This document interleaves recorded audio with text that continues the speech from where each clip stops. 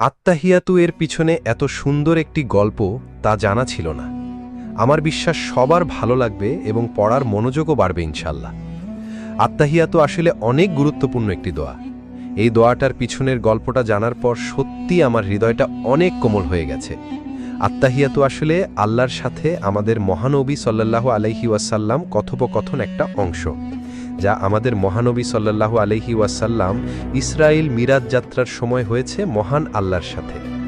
মহানবী সাল্লাল্লাহু আলাইহি ওয়াসাল্লাম যখন আল্লাহর সাথে কথোপকথন শুরু করে তখন আল্লাহকে আসসালামু আলাইকুম বলেননি, তাহলে কি বলেছিল?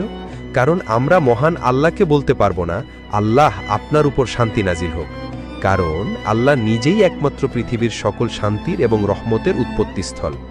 মহানবী সাল্লাল্লাহু আলাইহি ওয়াসাল্লাম আল্লাহকে উদ্দেশ্য করে বলেছিলেন, আত্তাহিয়াতু লিল্লাহি ওয়াসসালাওয়াতু ওয়াত-তাইয়্যিবাতু, অর্থ যাবতীয় সম্মান, যাবতীয় উপাসনা ও যাবতীয় পবিত্র বিষয় আল্লাহর জন্য।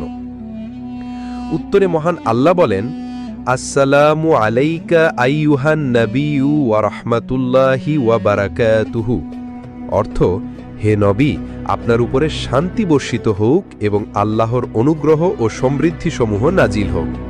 এতে মহানবী সাল্লাল্লাহু আলাইহি ওয়াসাল্লাম বলেন, আসসালামু আলাইনা ওয়া আলা ইবাদিল্লাহি সলিহিন, অর্থ আল্লাহর সমৃদ্ধি শান্তি বর্ষিত হোক আমাদের উপরে এবং আল্লাহর সৎকর্মশীল বান্দাগণের উপরে।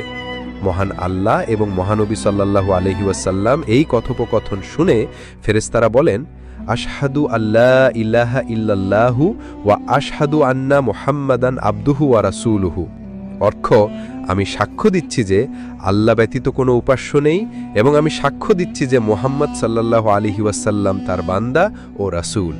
সুবহানাল্লাহ। এখন আমি এবং আপনি আত্তাহিয়াতুর গুরুত্ব এবং পিছনের ইতিহাস জানতে পারলাম।